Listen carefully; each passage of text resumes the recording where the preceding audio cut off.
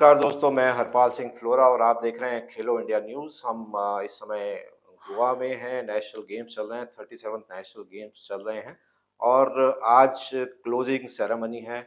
जो अगले national games हैं वो 38 नेशनल गेम्स उत्तराखंड में होने वाले हैं और आज क्लोजिंग सेरेमनी में भी ये जो फ्लैग है वो हैंडओवर होगा और हमारे साथ मौजूद हैं रेखा आर्या जो उत्तराखंड की स्पोर्ट्स मिनिस्टर हैं। मैडम, सबसे पहले तो आपका बहुत-बहुत स्वागत है खेलो जी, इंडिया न्यूज़ पर बहुत धन्यवाद। और बहुत-बहुत शुभकामनाएँ आपको जो है वो 38 नेशनल गेम्स जो हैं, वो अलॉट हुए हैं और हम उम्मीद करते हैं कि यहाँ जो स्टैंडर्ड सेट हुआ है, जिस तरीके से यहाँ पे मैनेजमेंट है, उससे आप और बेटर कर पाएँगे और मेरा ख़्याल से जितना मुझे जानकारी शायद पिछले 4-5 सालों से तैयारी चल रही है आपके यहाँ भी जी। और लगभग आपको डेढ़ 2 साल शायद मिनिस्टर बने हो गए। थोड़ा-सा हमारे को ब्रीफ करेंगे कि उत्तराखंड में क्योंकि यहाँ भी आपने देख लिया होगा, उत्तराखंड में हमें क्या देखने को मिल सकता है? क्या डिफरेंट होगा बाकी नेशनल गेम से और किन-किन ज़िलों में या पूरे उत्तराखंड में कहाँ-कहाँ नेशनल गेम्स देखिए रहने वाले हैं? आज हम मेरे लिए एक बहुत विशेष दिन है। विशेष दिन इस बात से है कि आज उत्तराखंड का स्थापना दिवस है और उत्तराखंड अपने स्थापना दिवस का 23वें वर्ष को पूर्ण करते हुए 24वें वर्ष की ओर आज से वो अग्रसर हो रहा है। तो निश्चित रूप से पहले तो हमारे सभी उत्तराखंड भाई-बहनों को बहुत शुभकामनाएँ हैं। दूसरा आज गर्व का एक विषय ये भी है कि आज उत्तराखंड को 38वें राष्ट्रीय खेल के आयोजन के निमित्त आयोग के माध्यम से आज फ्लैग हैंडओवर हो रहा है। एक औपचारिक परंपरा वो निभाई जा रही है। तो इस ऐतिहासिक दिन जहां उत्तराखंड 24वें की ओर कदम रख रहा है, वहीं उसको 38वें राष्ट्रीय खेल की भी मेजबानी आज मिलने जा रही है। तो मुझे लगता है कि ये अपने आप में बहुत ही ऐतिहासिक दिन का ऐतिहासिक क्षण है। रही बात तैयारी के संदर्भ में, तो मैं ये कहूँगी कि उत्तराखंड 38वें राष्ट्रीय खेल के आयोजन की तैयारी के संदर्भ में बहुत पहले ही कमर कस ली थी। और मुझे लगता है कि हम लोगों ने चाहे वो स्टेडियम निर्माण का विषय हो, चाहे वो मल्टीपर्पज़ हॉल बनाने का विषय हो, चाहे वो वेलोड्रम बनाने का हो, चाहे वो शूटिंग रेंज बनाने का हो, चाहे वो बॉक्सिंग का रिंग बनाने का हो। मुझे हमने संपूर्ण तैयारियाँ जो राष्ट्रीय खेल के आयोजन में जितने भी हमारे डिसिप्लिन्स हैं, उसको लेकर, उसकी अवस्थापनाओं को लेकर हम लोग लगभग 90 से 95% कार्य जो है वो हम लोग पूर्ण कर चुके हैं। और कुछ कार्य जो है वो आने वाले समय में जिसमें इक्विपमेंट्स हैं या अन्य चीज़ें हैं, वो तत्समय की ज़रूरत के अनुसार में जो है परचेज़ की जाएँगी। लेकिन ये कह सकती हूँ कि ये तैयारियाँ बहुत बेहतरीन तरीके से और बड़े ज़ोर-शोर के साथ में हैं। माननीय मुख्यमंत्री जी हमारे पुष्कर सिंह धामी जी हैं और वो भी युवा हैं और खेल के प्रति उनका भी बड़ा विशेष रुझान है। और निश्चित रूप से उनके आशीर्वाद से लगातार खेल विभाग में 38वें राष्ट्रीय खेल के आयोजन के लिए हर प्रकार का आशीर्वाद उनकी ओर से प्राप्त है। उनके ही मार्गदर्शन में एक हाई पावर कमिटी भी बनाई गई है, जिससे ये साफ विदित होता है कि हम कितना राष्ट्रीय खेलों को लेकर प्रतिबद्ध है। और ये हाई पावर कमिटी मात्र इसी उद्देश्य के साथ बनाएगी कि किसी फाइल का मूवमेंट बहुत लंबा ना हो, वो त्वरित जो है उसमें निर्णय उसमें एट ए टाइम जो है वो किया जा सके। इसीलिए उस कमेटी का गठन भी किया गया है। तो हम लोग बहुत प्रतिबद्ध हैं। इसके अतिरिक्त किन-किन जनपदों में ये खेल आयोजित किए जाएँगे, तो हम लोग देहरादून में हैं, ऊधम सिंह नगर में है, हरिद्वार में है, हल्द्वानी में है और पिथौरागढ़ में भी हम लोग एक नेशनल गेम का एक इवेंट जो है हम लोग ऑर्गेनाइज़ करने का हमारा संकल्प है। और मुझे लगता है कि इन 4 जनपदों में जिस प्रकार से हम लोगों ने स्थापनाओं का निर्माण किया है, मुझे लगता है कि आने वाले समय के लिए वो हम 38वें के लिए भी उपयोगी होंगे, साथ-साथ में आने वाले समय के लिए भी हमारे जो खिलाड़ी बच्चे हैं, उनके लिए भी बहुत उपयोगी होने जा रहा है। उत्तराखंड स्थापना दिवस की तो बहुत-बहुत आपको शुभकामनाएँ जी, और धन्यवाद। उत्तराखंड तो देवभूमि कही जाती है। बिल्कुल। तो अभी वहाँ पे जो आप तैयारियाँ कर रहे हैं, आपको क्या लगता है कितने खिलाड़ी हम प्लान करके चल रहे हैं कि इतने ऑफिशियल्स और खिलाड़ी और स्टेट्स पार्टिसिपेट करने वाले हैं? देखिए, मैं गोवा आई इसी बात से थी कि एक तो महत्वपूर्ण कार्य जो फ्लैग हैंडओवर का है, उस परंपरा का पालन करने। दूसरा इस उद्देश्य से भी आई थी कि यहाँ पर किस प्रकार की फुटबॉल रहा है, कितने खिलाड़ी रहे हैं कितने उनको एकोमोडेशंस उनको देना पड़ा है और क्या क्या चैलेंजिंग उनके लिए रहा है। तो उस अनुभव से मैं जुड़ी, यहाँ के खेल मंत्री जी से गोविंद जी से भी मुलाकात हुई और माननीय मुख्यमंत्री जी से भी मुलाकात हुई। तो निश्चित रूप से दोनों के ही अनुभव से ये फायदा हुआ कि आने वाले समय में उत्तराखंड में जो चुनौतियां आएंगी तो समय रहते हुए उन चुनौतियों का सामना कर लिया जाएगा। हम अंदाजा लगा रहे हैं कि लगभग 10,000 के करीब जो है हमारे यहाँ पर खिलाड़ियों का आवागमन रहेगा। इसके अतिरिक्त जो आने जाने वाले लोग हैं उनकी लिए जो हमें एकोमोडेशंस की व्यवस्थाएं करनी है वो उस समय के हिसाब से, क्योंकि हम कितने गेम्स रखते हैं वो सारी चीज़ों पर निर्भर करेगा। तो आने वाले समय की चुनौतियां हैं, लेकिन चूंकि हम हमारे नेशनल गेम 4 जनपदों में हो रहे हैं तो इसलिए मुझे लगता है कि हमें बहुत ज़्यादा इसमें किसी प्रकार की दिक्कतें नहीं आएंगी। इंफ्रास्ट्रक्चर की अगर हम बात करें तो वो इंफ्रास्ट्रक्चर आपका पहले से है, उसको आपने और मॉडिफाई किया है या कुछ नया इंफ्रास्ट्रक्चर भी तैयार किया गया है? कुछ इंफ्रास्ट्रक्चर हमारे पास में ऑलरेडी बने हुए थे और कुछ इंफ्रास्ट्रक्चर जो है वो हमारे बन रहे थे।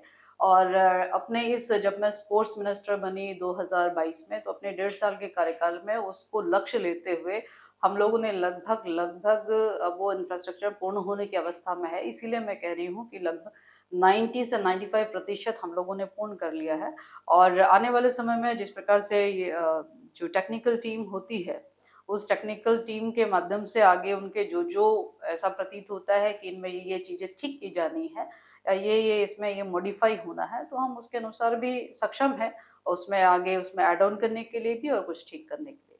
इंफ्रास्ट्रक्चर देखा गया है बन जाता है, यहाँ बड़े-बड़े गेम्स होते हैं, ओलंपिक, कॉमनवेल्थ, एशियन गेम्स करवाए जाते हैं, लेकिन वो इंफ्रास्ट्रक्चर आगे फिर स्पोर्ट्स के लिए वो प्रोवाइड नहीं किया जाता, वो पड़े-पड़े जंग लग जाता है, खराब हो जाता है। तो जो आप इंफ्रास्ट्रक्चर अभी डेवलप कर रहे हैं या जो जो मॉडिफाई किया है, रेनोवेट किया है, क्या वो आपके लोकल प्लेयर्स को भी अवेलेबल होगा बाद में? देखिए हमारा इंफ्रास्ट्रक्चर वर्तमान में भी जो अभी बन रहा है अभी तो उसका उपयोग होना शुरू नहीं हुआ है, लेकिन जो बना हुआ है उसको लेकर हमारे खिलाड़ी आज भी उसका उपयोग कर रहे हैं। तो ऐसे कहीं कोई दिक्कत नहीं है कि इंफ्रास्ट्रक्चर जो केवल एक इवेंट या 38 नेशनल गेम के लिए ही वो इंफ्रा तैयार किया जा रहा है, उसके बाद में उसका उपयोग बंद हो जाएगा। बहुत विजनरी तरीके से जो है ये सारी चीज़ों का जो है इंफ्रास्ट्रक्चर तैयार किया जा रहा है ताकि हमारे बच्चे उनको 38वें में भी और उस आने वाले समय के लिए भी जो है उनको उपयोग करने को मिल सके। तो ये दूरगामी परिणामों को देखते हुए जो है इतना बड़ा इन्वेस्टमेंट जो है उत्तराखंड गवर्नमेंट ने स्पोर्ट्स में किया है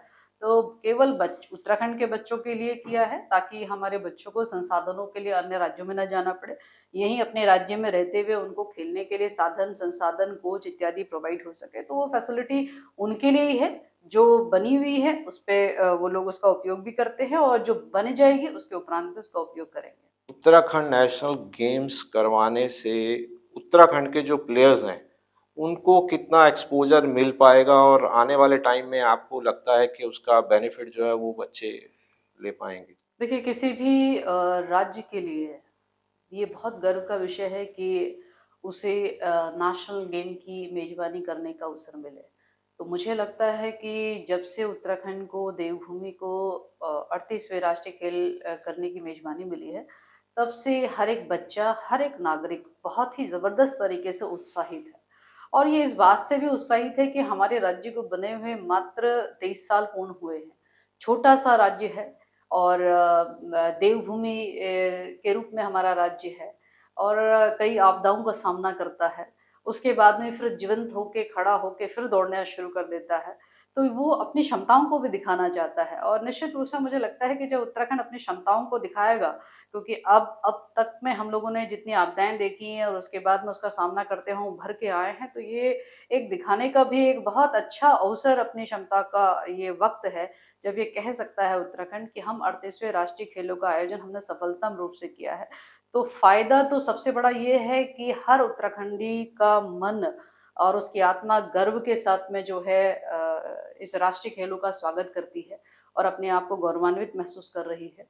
और रही बात कि हमारे बच्चे तो निश्चित रूप से जब अपना स्टेट उसको होस्ट कर रहा होता है तो प्लेयर्स का जैसे अभी हम देख रहे हैं कि इस प्रकार से क्रिकेट का वर्ल्ड कप चल रहा है और इंडिया में वो वर्ल्ड कप हो रहा है, तो हम लगातार देख रहे हैं कि कोई मैच लॉस करे बगैर हम लोग लगातार जो है हम सीधे फाइनल की ओर अग्रसर है।